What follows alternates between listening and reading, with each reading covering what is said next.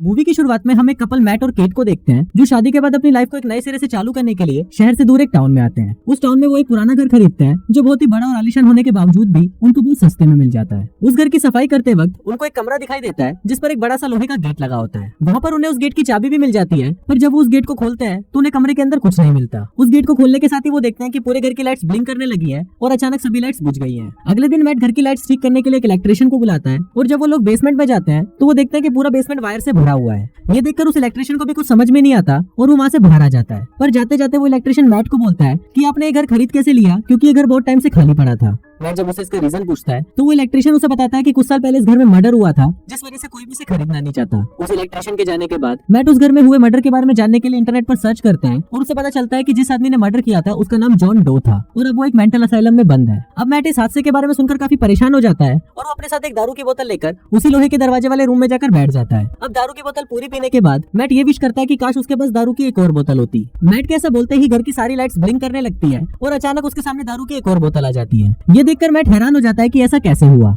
अगले दिन केट जब मैट को ढूंढते हुए उस रूम में आती है तो वो देखती है कि उस रूम में मैट के आसपास बहुत सारी महंगी पेंटिंग्स पड़ी हुई है। ये सब देखकर केट चौंक जाती है और वो मैट से पूछती है कि ये सब कहां से आई, पर मैट उसे इसका कोई जवाब नहीं देता और वो उसे एक विश मांगने के लिए बोलता है। अब मैट की बातों से केट को लगने लगता है कि शायद वो उसके साथ कोई मजाक कर रहा है और मजाक में ही केट $1 मिलियन की विश मांग लेती है। पर केट के ऐसा बोलते ही उसके सामने $1 मिलियन आ जाते हैं, जिसको देखकर केट भी शॉक्ड हो जाती है। अब इन दोनों को लगने लगता है कि शायद ये रूम उनकी सभी विशेष को पूरी कर सकता है, इसलिए वो एक एक करके उस रूम से ढेर सारी विशेष मांगने लगता है, जैसे खाना, दारू, पैसे और बहुत कुछ। अब धीरे धीरे उन दोनों में इतना ज्यादा लालच आ जाता है कि वो उस रूम से सब कुछ मांग लेते हैं। पर एक दिन वो दोनों इससे भी बोर हो जाते हैं और इधर केट भी धीरे धीरे डिप्रेशन में जाने लगती है। केट की ऐसी हालत को देखकर मैट उसे बोलता है कि अब हमें एक बच्चे के साथ अपनी फैमिली स्टार्ट कर लेनी चाहिए। पर मैट की बात सुनकर केट उसे चिढ़ जाती है, क्योंकि वो दोनों पहले भी 2 बार बच्चे के लिए ट्राई कर चुके हैं और दोनों ही बार उनका बच्चा पेट में ही मारा जाता था। अब केट मैट की बात सुनकर गुस्सा हो जाती है और वहाँ से चली जाती है। थोड़ी देर बाद जब मैट केट को मनाने के लिए जाता है तो वो देखता है कि केट एक छोटे से बच्चे के साथ खेल रही है जिसको उसने उस विशिंग रूम से मांगा था। मैट को ये देखकर बहुत गुस्सा आता है और वो केट को बोलता है कि ये बच्चा हमारा नहीं है, इसलिए तुम इसे जहाँ से लेकर आई हो वहीं वापस छोड़ दो। अब केट की तो इच्छा नहीं थी,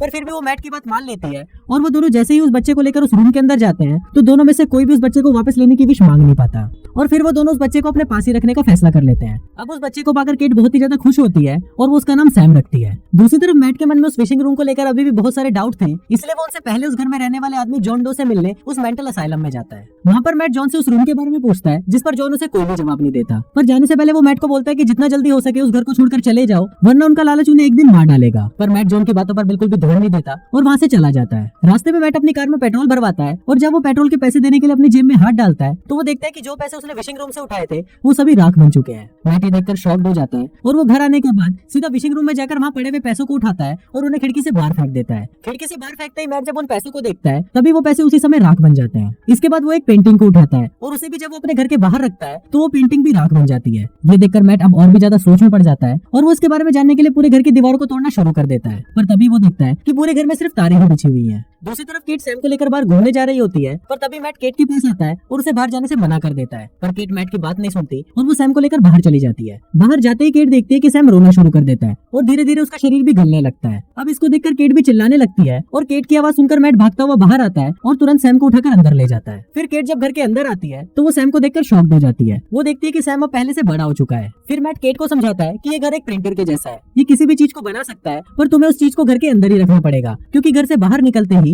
वो चीज पूरी तरह राख बन जाएगी। अब इसके बाद से ही केट सैम को लेकर और भी ज्यादा पॉजेसिव हो जाती है और वो पूरे घर को लॉक कर देती है, जिससे सैम कभी भी घर से बाहर निकल ही ना पाए। इसके अलावा केट सैम को डराने के लिए उसे ये भी बोलती है कि इस घर के बाहर बहुत ही खतरनाक जम्स है और अगर वो इस घर से बाहर गया तो वो जम्स उसे पकड़ लेंगे। अब ऐसे ही कुछ दिन बीत जाते हैं और एक दिन मैट देखता है कि सैम उस विशिंग रूम में जाकर खेल रहा है और उसे उस रूम की पावर्स के बारे में भी पता चल चुका है। अब सैम को उस रूम में देखकर मैट उस पर बहुत गुस्सा करता है और उसे डांटने लगता है, पर केट मैट को सैम को डांटता हुआ देखकर उससे ही झगड़ा करने लग जाती है। तभी घर के फोन की घंटी बजती है और सैम उस फोन को उठा लेता है। फोन की दूसरी तरफ जॉन होता है और वो सैम की आवाज सुनकर मुस्कुराने लगता है। तभी मैट आकर सैम से फोन ले लेता है और वो जॉन से बात करने लगता है। फिर जॉन मैट को बोलता है कि आखिर तुमने वो गलती करी दी। फिर मैट उससे पूछता है कि अगर इस बच्चे की उम्र बढ़ने से रोकना है तो हमें क्या करना पड़ेगा। इस पर जॉन उसे बताता है कि जिसे भी उस बच्चे ने विशिंग रूम से मांगा है उसे मरना पड़ेगा और उसके मरने के बाद ही वो बच्चा घर के बाहर भी जिंदा रह पाएगा। जॉन की ये बात सुनकर मैट उससे पूछता है कि तुम्हें इस बारे में कैसे पता। तो जॉन उसे बताता है कि वो भी उस रूम के विश से मांगा हुआ एक बच्चा था और उसे जिंदा रखने के लिए पहले तो उसकी माँ ने उसके बाप को गोली मार दी और उसके बाद खुद को गोली मार ली, जिसके कारण वो अब घर के बाहर भी जिंदा रह पा रहा है। दूसरी तरफ मैट और जॉन की बात केट भी सुन लेती है और वो सैम को बचाने के लिए खुद को मारने का फैसला करती है, पर थोड़ी देर बाद वो खुद को संभाल लेती है और वापस घर आ जाती है।